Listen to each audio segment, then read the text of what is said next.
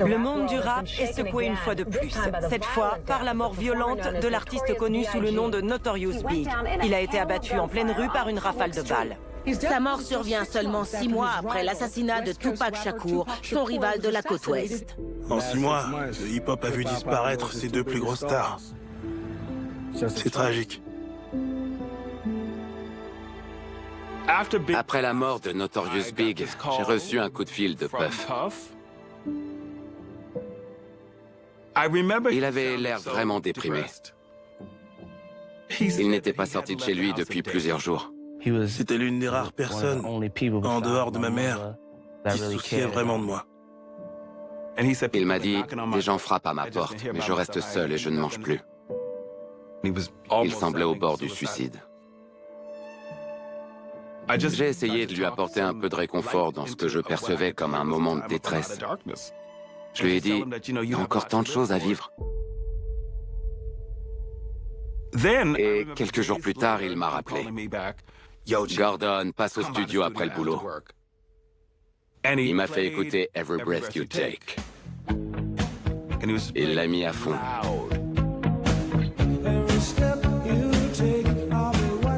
Il était en kiff, il l'a passé en boucle et dansait dessus. Il m'a demandé, alors t'en penses quoi? Tu crois que ça pourrait marcher? Je ne savais pas quoi répondre. Parce que franchement, Every Breath You Take, c'est vraiment de la pop pour les Blancs. À ce moment-là, je ne comprenais pas ce qu'il avait en tête. Mais j'étais content de voir qu'il avait retrouvé l'inspiration. Puis I'll Be Missing You a cartonné.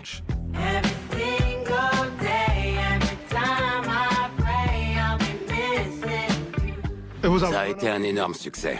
Il a su capturer les émotions et le deuil que traversait la communauté afro-américaine à l'époque. Cette chanson nous permettait d'honorer la mémoire de Notorious Big.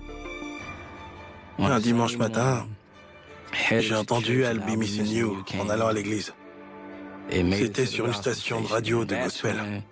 C'est là que j'ai compris son importance. C'était un peu le Amazing Grace de la génération hip-hop. Et cette chanson touche encore les gens aujourd'hui. Il avait une vision pour la culture hip-hop que personne d'autre n'avait. Et je me souviens de m'être dit que c'était un génie. Mais alors que cet homme brillant développait son talent, qu'est-ce qui n'a pas évolué dans son être pour qu'il inflige autant de douleur?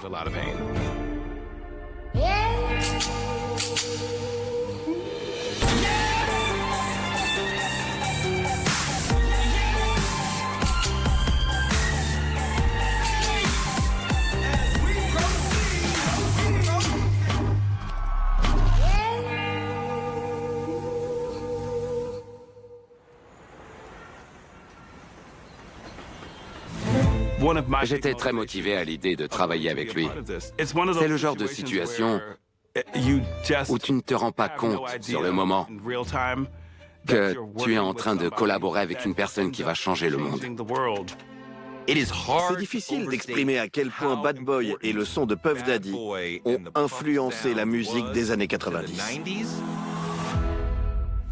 Je me souviens d'une époque où on pouvait écouter la radio pendant 1 heure et n'entendre que des artistes signés chez Bad Boy.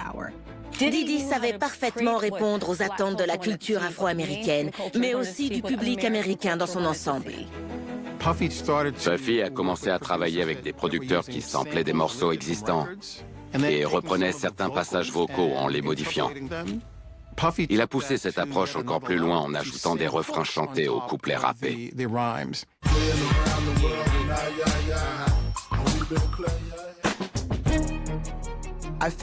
J'ai l'impression que Sean Combs et son équipe lançaient plein d'idées en l'air et que tout fonctionnait. Il cherchait à établir un lien unique entre ses créations et son public. Dès le départ. Mais ce n'est qu'à l'apogée de son empire que les gens ont compris sa vision et se sont dit « c'était son plan depuis le début ». C'était très intéressant de voir Puffy explorer d'autres domaines que la musique. Ça semblait évident qu'il se lance ensuite dans la mode. On appelle ça la haute couture urbaine. C'est un mélange entre le look des vêtements européens et le style urbain, qui est un peu plus ample, plus décontracté, avec une coupe plus travaillée. Sean John a connu un succès phénoménal. Au départ, il n'y avait que des artistes qui portaient ces vêtements. Puis, la marque a été adoptée par des personnalités influentes du milieu culturel. Et au bout d'un moment, on pouvait même voir un père de famille du Missouri avec un t-shirt Sean John. Il ne pouvait pas citer une seule chanson de Puff Daddy, mais il savait qui c'était. Et il arborait la marque. La marque de vêtements transcendait le monde de la musique et devenait une partie intégrante de la mythologie que Sean Combs était en train de bâtir. Je me souviens d'être allé avec lui chez Macy's. On est allé dans la salle de conférence avec tous les dirigeants. Ils le traitaient comme si c'était Ralph Lauren. C'était un roi. Didi pouvait joindre n'importe qui à New York. On l'appelait Puff the Magic Dragon. C'était un surnom affectueux. Il savait s'amuser et organisait les meilleures soirées. J'ai vu des célébrités se lâcher complètement lors de ces fêtes, comme Mary J. Blige ou Ashton. C'était des fêtes dignes de Gatsby, comme on en voit dans les films. C'était démesuré. Pour Sean, ces soirées n'étaient pas que de simples fêtes pour le plaisir de s'amuser. C'était surtout un moyen de renforcer son image dans la culture hip-hop. Qui était convié aux soirées blanches de Sean Combs dans les Hamptons? La nouvelle élite afro-américaine qui incarnait une certaine forme de prestige. Ce qu'on entendait déjà à l'époque, c'est que ces soirées étaient marquées par la débauche et les excès.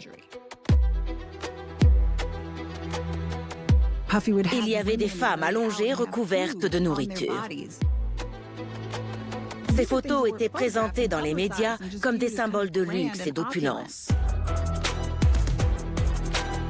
J'ai lancé mon blog au début des années 2000. Je recevais des témoignages sur ce qui se déroulait lors de ces soirées.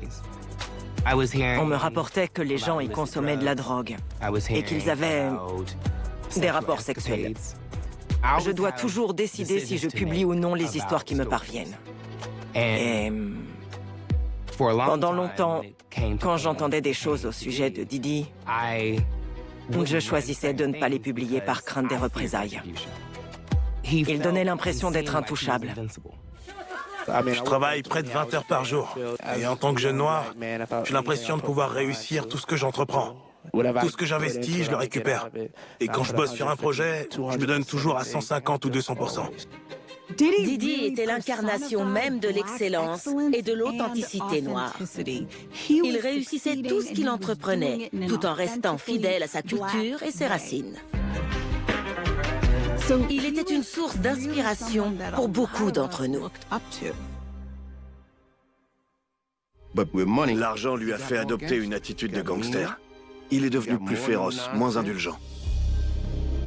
Il ne pouvait plus rien laisser passer. Il ne relâchait jamais la pression.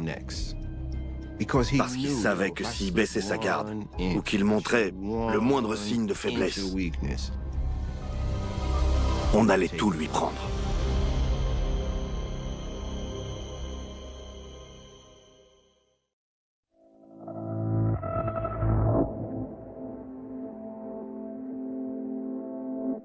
Je suis convaincu que son enfance a eu une profonde influence sur la personne qu'il est devenu aujourd'hui.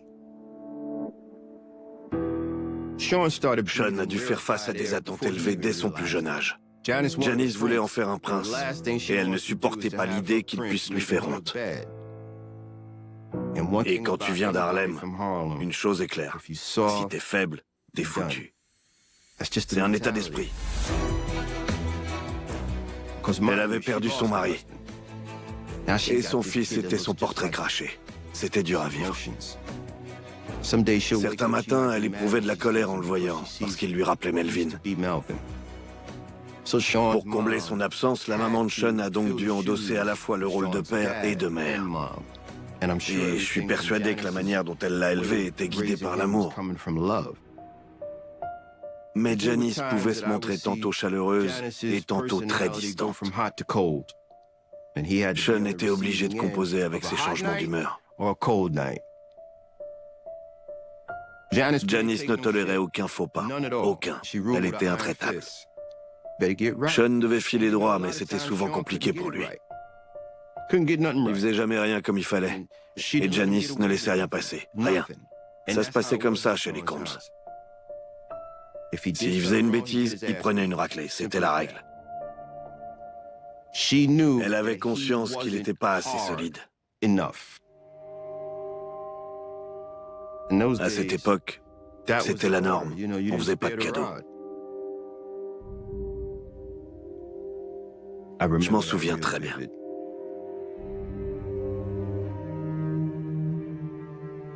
Parfois, la punition me paraissait démesurée. C'était pas à moi de juger, mais ça me semblait pas toujours justifié. Il a appris à devenir un loup à la dure. Ça n'a pas été simple pour lui. Il a mis beaucoup de temps. Mais quand il s'est changé en loup, ça a été définitif.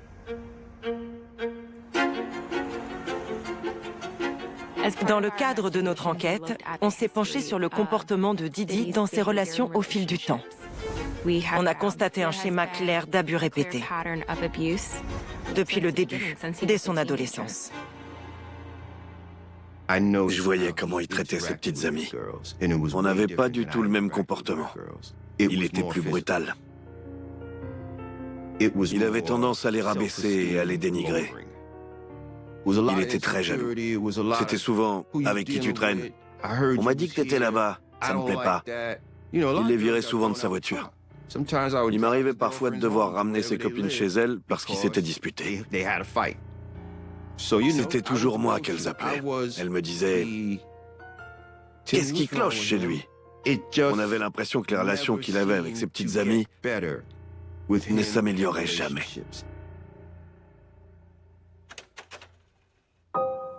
Missa Hilton a été une des premières relations publiques de Combs.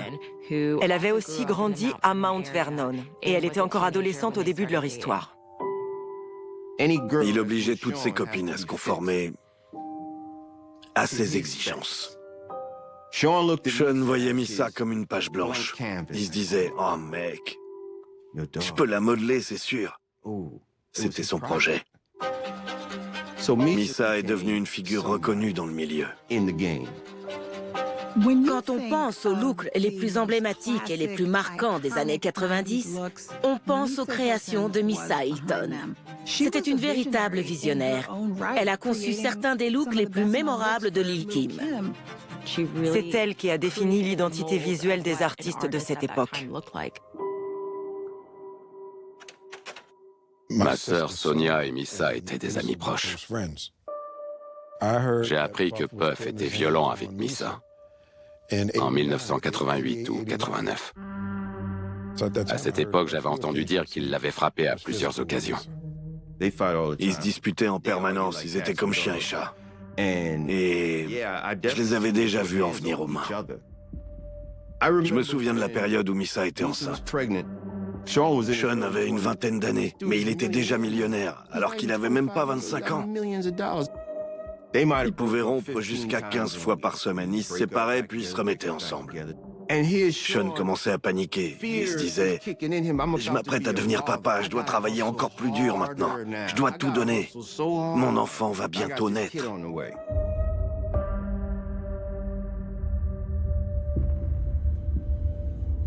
Un soir, Puffy avait interdit à Missa Hilton de sortir. Il est entré dans une colère noire. Elle a crié et ses parents sont arrivés. Alors il a attrapé le bébé. Et il a dit à Missa, « Tu n'auras pas ce bébé. » Le père de Missa a essayé de lui parler, mais Puff n'aime pas qu'on lui tienne tête. La grand-mère a tenté de le raisonner aussi, mais ils ont dû appeler la police. Missa a peut-être senti qu'elle ne maîtrisait plus la situation. C'était son quotidien. Il se servait du bébé pour exercer une emprise sur elle. Je pense qu'elle était terrifiée. Il était furieux et très agité. Il a proféré des menaces et la police l'a arrêté.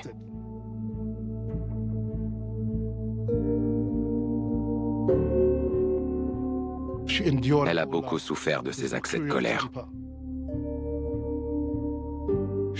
Elle faisait partie des rares personnes à percevoir cette rage en lui et à comprendre sa vraie nature.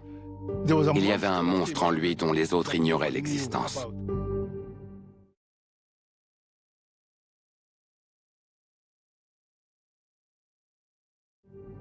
Puis après Missa, il y a eu Kim. Kim Porter était mannequin et parfois actrice. Elle avait un sourire incroyable. Elle faisait partie de ces filles vraiment sublimes. Kim était l'assistante d'André Harrell chez Uptown Records. Puff m'avait raconté comment ils s'étaient rencontrés. Il travaillait comme responsable artistique chez Uptown Records. C'était la première personne qu'il voyait en sortant de l'ascenseur. Il en était tombé amoureux. Il disait qu'il était prêt à tout pour la conquérir. C'était sa mission. Puff était déjà un peu plus âgé quand il a rencontré Kim. Et elle lui a montré petit à petit ce qu'était vraiment l'amour. C'est pas se disputer tout le temps, c'est ça. Et progressivement, il a commencé à changer un peu de comportement. Il s'est adouci. Il était moins à fleur de peau, moins impulsif. Il essayait de devenir quelqu'un de bien. Je savais que sa relation avec Kim Porter était un peu en dents de scie. Ils se séparaient, puis se réconciliaient. Puis, il l'a trompée. Kim Porter, qu'il décrivait comme l'amour de sa vie et la mère de 4 de ses enfants, a été témoin de sa liaison avec Jennifer Lopez, qui était exposée dans tous les médias. J'ai assisté au début de son histoire avec Jennifer. Comme avec les autres filles, Sean avait tout fait pour la conquérir. Il voulait Jello. Et il l'a eu. Pour moi, la relation qu'il y avait entre Kim et Sean n'avait rien à voir avec celle qu'il avait avec Jello. Kim et Sean allaient aux mêmes soirées, mais séparément. Avec Jennifer Lopez, c'était différent. Ils se montraient en public sur le tapis rouge. Il affirmait que Kim était l'amour de sa vie, mais ça ne se reflétait pas dans la manière dont il se comportait avec elle. Je me souviens d'avoir assisté à des scènes où il s'était montré odieux avec Kim. Je la connaissais assez bien et il nous arrivait de passer du temps ensemble. On était à une soirée entre filles avec Kim Porter et d'autres amis. Et à un moment, Puffy est entré dans le club. Je pensais qu'il était là pour s'amuser, qu'il allait s'installer à notre table. J'imaginais qu'il allait s'éclater avec nous et mettre l'ambiance. Mais tout a basculé en un instant. C'était vraiment très gênant. Il lui a crié dessus et dit qu'elle devait être à la maison, et pas en soirée. Ensuite, il a attrapé son sac à main et il l'a retourné. Il a vidé tout son contenu devant tout le monde. J'étais choquée. Quand on se comporte comme ça avec une personne, c'est juste pour l'humilier et la rabaisser. Lui faire peur. Je ne l'ai jamais vu lever la main sur elle, mais on sait tous qu'il y a d'autres formes de violence. C'était une relation basée sur le contrôle. Puff pensait avoir tous les droits. Il était clairement violent avec Kim. Je me souviens de lui avoir dit un jour, « Je peux comprendre que tu aies des problèmes avec une personne. Mais si c'est avec toutes les femmes que tu fréquentes, il faut te remettre en question. » Il y avait clairement des signes annonciateurs des abus dont on l'a accusé ensuite. Mais comme à l'époque, il n'avait jamais eu à subir les conséquences de ses actes, son comportement a empiré.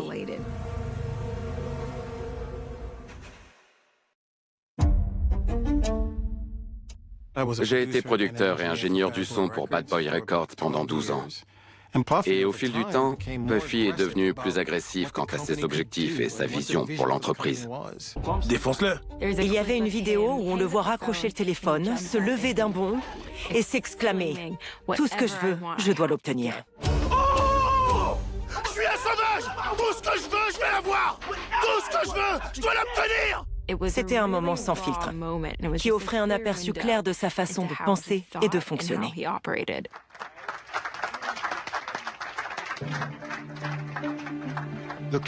L'affaire avec Steve Stout a permis de révéler sa vraie nature et ses méthodes quasi mafieuses pour imposer son autorité et faire rentrer les gens dans le rang.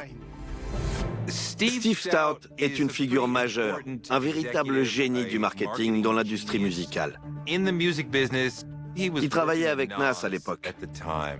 Et Puff avait sorti un titre avec Nas intitulé « Hate Me Now ». Et comme chaque sortie à l'époque, c'était un événement. T'as entendu le morceau de Nas avec Puff? C'est dingue.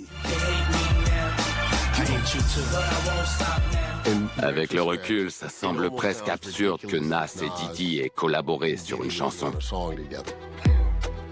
Mais Diddy pouvait offrir à Nas une visibilité à laquelle il n'avait pas encore accès.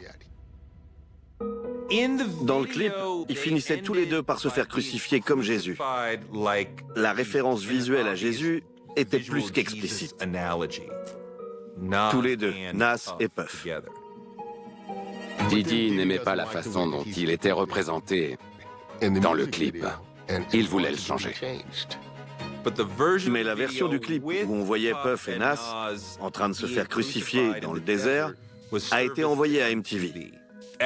Puff était extrêmement contrarié. Il s'est donc rendu dans le bureau de Steve. Il est entré avec ses gars et l'a agressé.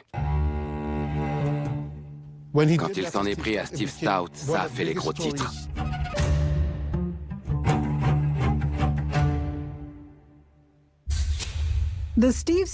L'incident avec Steve Stout est très révélateur. Tout ça à cause d'un clip. Ça montre qu'il n'y a aucune limite à ce que Puffy peut faire si son ego est touché, s'il se sent atteint dans son orgueil, ou si on ne se plie pas à toutes ses exigences. Il s'est présenté au tribunal et le procureur a déclaré « Nous avons conclu un accord. Monsieur Combs plaidera coupable pour un délit mineur. » Sa sentence, une seule journée de stage de self-control. Le juge lui a dit « Vous vous souvenez de moi ?» Et Puff a répondu « Pas vraiment. » Alors le juge a dit « Vous avez un lourd passé. » Parce qu'il s'en tirait toujours. Il y a tellement d'affaires qui sont restées inconnues du grand public. Une source a eu accès à ces dossiers. Il savait comment s'y prendre pour s'attirer la sympathie des institutions judiciaires et bénéficier d'une certaine indulgence, ce qui lui permettait d'échapper à la prison. Ces histoires ont joué en sa faveur dans le milieu du hip-hop. Personne ne veut être vu comme quelqu'un que la rue ne respecte pas et qui se fait marcher sur les pieds. Au bout du compte, son attitude a engendré beaucoup de violence. Je pense que c'était ancré dans son ADN émotionnel. Quand il était enfant, Diddy pensait que son père, Melvin, était mort dans un accident de voiture. Mais en grandissant, il a découvert que ce n'était pas vrai. Diddy a appris que son père faisait partie d'un réseau de trafiquants de drogue à Harlem. Melvin, le père de Puff, avait des liens avec Frank Lucas, l'un des plus grands trafiquants de drogue de Harlem. Il était proche de la mafia. Pour la fête des pères, Diddy avait posté une vidéo où il parlait de son père avec une profonde nostalgie et une certaine admiration. Et les traits de caractère que les gens prêtent souvent à Diddy, comme sa détermination et son ambition sans limite, il les attribuait à son père. Même si on ne connaît pas ses parents, on a quand même leur ADN en soi. J'ai hérité de sa mentalité de fonceur, de son ambition et de sa détermination. Je pense que c'est un fardeau avec lequel il a dû composer en grandissant. Le fait que son père était un dealer et qu'il en avait payé le prix fort. Je me demande parfois si c'était une fierté ou une honte pour lui. Il le voyait peut-être comme un modèle. Le nom de son label, c'était Bad Boy Records. Il ne l'avait pas appelé Goodman, mais Bad Boy. Donc bon. J'ai travaillé avec Puffy jusqu'en 2023. Un jour, il m'avait raconté qu'il avait tiré sur quelqu'un. En boîte. Et que J-Lo était avec lui. Il disait qu'il avait déjà fait plein de trucs, mais il avait parfois tendance à en rajouter un peu. Je me suis dit que c'était pas forcément vrai, qu'il avait peut-être un peu trop bu. Mais j'en ai ensuite parlé avec quelqu'un qui m'a dit « Non, il y a bien eu une histoire. En boîte, avec J-Lo. Mais c'est Shine qui allait en prison pour la fusillade. J'ai tapé Shine sur Google, S-H-I-N-E, avant de comprendre que c'était S-H-Y-N-E. Shine était connu dans le quartier de Flatbush pour ses talents de rappeur. Puffy savait comment exploiter la soif de célébrité des jeunes. Il lui a dit « Viens traîner avec moi ». Il était perçu comme une future star du hip-hop. Il était en train de percer, il allait exploser. Personne ne s'attendait à ce que ça finisse comme ça.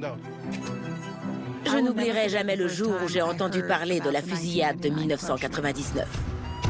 C'était choquant.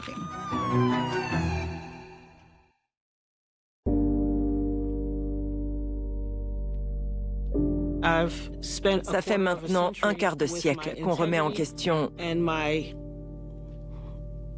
ma réputation et mon intégrité. Aujourd'hui, avec toutes ces plaintes et ces affaires qui ressortent, j'ai senti que c'était le moment de m'exprimer. C'est derrière moi. Et j'aime pas ressasser le passé. Mais je peux plus continuer à me taire. C'est la première fois que je témoigne devant une caméra.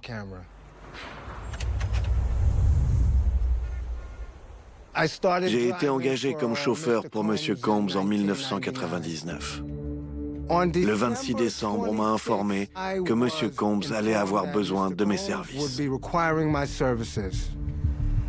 Je me suis rendu en voiture à son studio pour récupérer M. Combs et Jennifer. M. Combs est monté dans la voiture. À un moment, j'ai jeté un coup d'œil par-dessus mon épaule et j'ai vu qu'il avait un pistolet dans la main.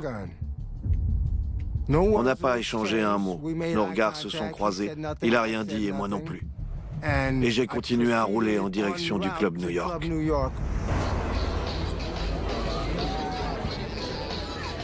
Ça devait faire presque un mois que je n'étais pas allée en boîte. Pour être honnête, je ne sortais plus vraiment.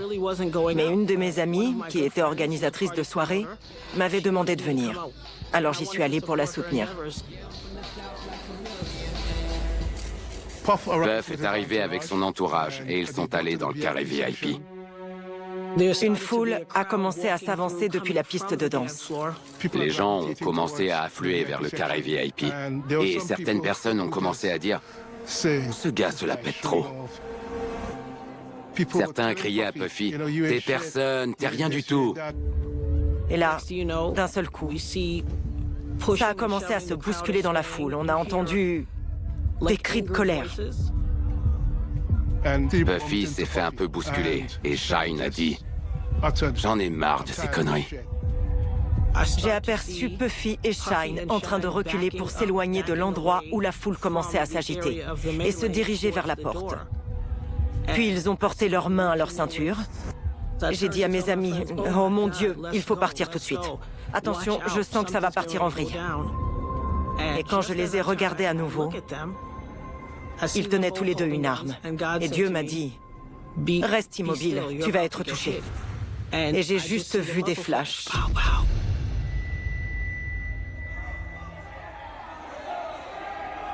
Je me suis touché le visage parce que j'ai immédiatement ressenti une brûlure intense sur ma peau. J'ai tourné la tête et j'ai dit « Oh mon Dieu !» On m'a tiré dans le visage. J'ai eu l'impression de quitter mon corps. Et d'un seul coup, un souffle glacial s'est abattu sur ma poitrine. Je l'ai senti me traverser. À ce moment-là, j'étais certaine que j'allais mourir, parce que je ne voyais pas comment on pouvait survivre en ayant perdu autant de sang. Mais...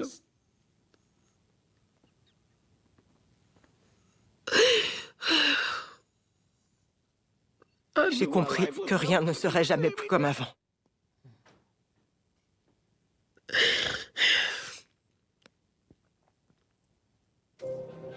À ce moment-là, Puffy a essayé de filer en douce. C'était la panique. Shine avait été interpellé par la police. Monsieur Combs, son garde du corps Wolf et Jennifer Lopez sont sortis du club. Ils m'ont dit « Allez, on y va, il faut partir d'ici ». Je grillais tous les feux rouges pour échapper à la police. J'ai remarqué que la vitre arrière située à ma droite était ouverte. J'ai appris plus tard que c'était à ce moment-là que M. Combs avait jeté son arme par la fenêtre. M. Combs et Wolf me criaient tous les deux « Ne t'arrête pas, ne t'arrête pas !» Wolf était assis à côté de moi sur le siège passager. Et j'ai vu qu'il avait une autre arme au niveau de la ceinture. Une voiture de police nous a alors coupé la route sur la 8e avenue. J'ai dit, la poursuite est terminée. On a tous été emmenés au commissariat de police. C'est à ce moment-là que M. Combs s'est penché vers moi et m'a glissé discrètement à l'oreille « Je te file 50 000 $ si tu prends le flingue ». Il parlait à voix basse, bien sûr, parce qu'on était juste en face du sergent. Puffy a retiré la bague qu'il portait à son petit doigt et il m'a dit « Je vais te laisser cette bague en diamant qui vaut 300 000 $ comme garantie si tu penses que je vais pas te payer. » J'avais pas envie d'accepter ce pot de vin, mais comme on dit dans la rue, les balances finissent mal. Allez, allez, allez, allez! Avant même l'ouverture du procès, l'affaire Sean Combs a déclenché un raz-de-marée médiatique. Cette affaire très médiatisée a suscité un soutien massif de la part des fans de Combs. L'avenir de Puffy est entre les mains de 12 jurés. Il risque jusqu'à 15 ans de prison pour détention illégale d'armes à feu et tentative de corruption. Au début des années 2000, le business de Sean Combs consistait avant tout à vendre un style de vie, une marque. Il devait donc préserver son image et conserver sa liberté, coûte que coûte. Johnny Cochran a rejoint son équipe d'avocats. Johnny Cochran avait défendu O.J. Simpson. Si le gant ne lui va pas, vous devez la quitter. Benjamin Braffman, un autre ténor du barreau new-yorkais, défendait également Puffy. Shine, Wolf et Puffy avaient chacun leurs avocats. Il y avait en réalité deux procès distincts. D'un côté, celui de la star Puff Daddy et de son garde du corps, et de l'autre, celui de Shine, un adolescent de New York qui venait tout juste de signer le contrat de sa vie. La notoriété des accusés et de leurs avocats a transformé cette affaire en cirque médiatique. S'il n'est pas accusé d'avoir tiré sur quelqu'un, les procureurs affirment que quelqu'un a provoqué Combs dans le club et que lui et le rappeur Jamal Shine Barrow ont sorti des armes et ouvert le feu. Les tirs de Barrow auraient blessé 3 personnes. Puffy a nié depuis le début avoir tiré des coups de feu, ou même avoir eu une arme en sa possession. Je vais mettre les choses au clair. Je n'ai absolument rien à voir avec cette fusillade dans le club. Pendant le procès, Puffy semblait très confiant. Il avait l'air de se dire « J'ai payé des gens, donc j'ai rien à craindre. » Mais... C'est pas beau de mentir, Puffy. J'ai pris la décision de témoigner. J'étais le témoin principal de l'accusation. Le témoignage le plus accablant jusqu'à présent vient de son ancien chauffeur. J'étais bien sûr nerveux à l'idée de coopérer, mais Je me devais de le faire pour que la vérité éclate. Fenderson a témoigné que Combs avait une arme. Je suis revenu sur ma déclaration. Je ne voulais plus participer à leur stratagème qui consistait à me faire porter le chapeau pour l'arme. Fenderson n'est pas le seul témoin à affirmer que Combs avait une arme. Quand j'ai dû témoigner au tribunal, j'ai affirmé sans le moindre doute que c'était Sean Combs qui m'avait tiré dessus. C'est ce que j'ai toujours dit, depuis le début. Je n'ai jamais changé ma version des faits, ni modifié mes déclarations. Pas une seule fois. Jamais je n'aurais imaginé être victime d'une telle violence. Nathania avait une force de caractère incroyable. J'étais de tout cœur avec elle. La défense a adopté une stratégie en 2 volets. Ils ont d'abord présenté des témoins affirmant qu'ils n'avaient pas d'armes au club. La plupart des témoins ont soutenu que Shine avait une arme, mais qu'ils n'avaient pas vu d'arme dans la main de Puffy. Puis, ils ont voulu discréditer les témoins qui disaient qu'il avait une arme. L'avocat principal de la défense a commencé à se montrer un peu agressif envers moi pendant son contre-interrogatoire. J'ai dit, c'est pas moi qu'on juge ici aujourd'hui, votre honneur. C'est lui. Et j'ai désigné Didi en le regardant droit dans les yeux. Certains y voyaient un complot.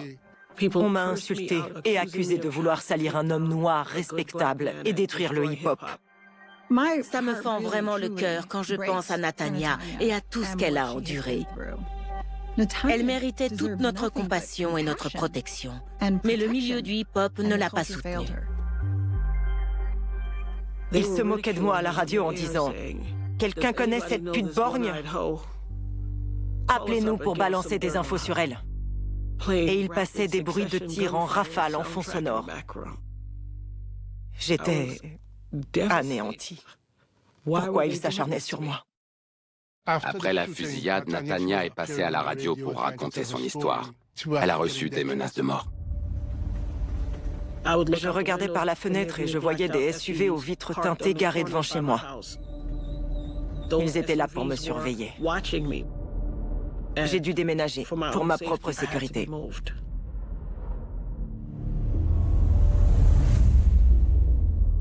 Je n'oublierai jamais le jour où le verdict est tombé.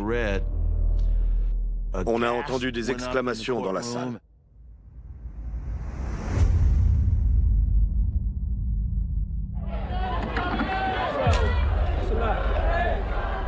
Je suis submergé par les émotions. Je ne trouve pas les mots. Je suis bouleversé et très reconnaissant. L'ambiance était folle. Les gens étaient sortis dans la rue pour fêter ça. Sean Combs a donc été acquitté par le jury, tout comme son garde du corps, Anthony Wolf Jones. Et bien sûr, Shine Barrow a été jugé coupable. J'ai parlé à Shine. Il m'a dit, écoute, il a menti à la barre et a poussé des gens à mentir pour lui. Puffy m'a trahi. Ce sont ses mots. Il a menti en disant qu'il n'avait pas d'arme, alors que tout le monde savait qu'il en avait une. Quand j'ai entendu le verdict, j'ai été choqué et déçu par notre système judiciaire. Mais j'ai aussi ressenti un certain soulagement parce que je ne voulais pas être le type qui allait l'envoyer en prison. Je ne voulais pas endosser cette responsabilité pour ma propre sécurité. J'ai grandi avec le hip-hop. Je méritais pas ça. J'étais une victime et je voulais que justice soit faite. Je suis allé réconforter la mère et la grand-mère de Shine. Quand on est sorti ce jour-là, il y avait encore quelques fans dehors. Mais plus grand monde ne s'intéressait à lui. Les gens étaient passés à autre chose. Sa condamnation m'a révolté. Parce que des familles avaient confié leurs enfants à Puffy. Et il avait une responsabilité envers ces jeunes artistes signés sur son label. On a voulu faire tomber une autre star du rap. Et on a clairement prouvé son innocence. Ce soir-là, il a fait partie des victimes. Et je pense qu'il va accomplir de grandes choses à l'avenir. Je pense que la plupart des gens se sont dit qu'il avait laissé tomber Shine, ou pire, qu'il lui avait fait porter le chapeau.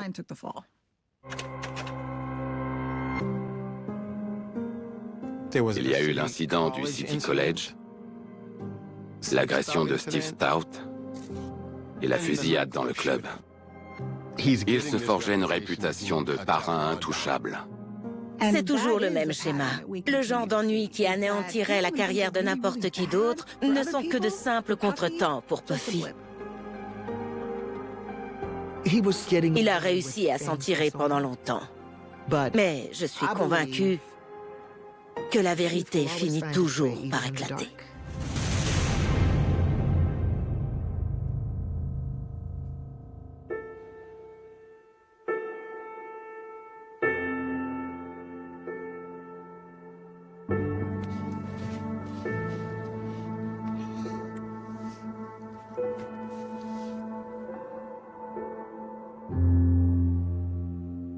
En novembre 2023, pendant le congé de Thanksgiving, j'ai reçu un appel.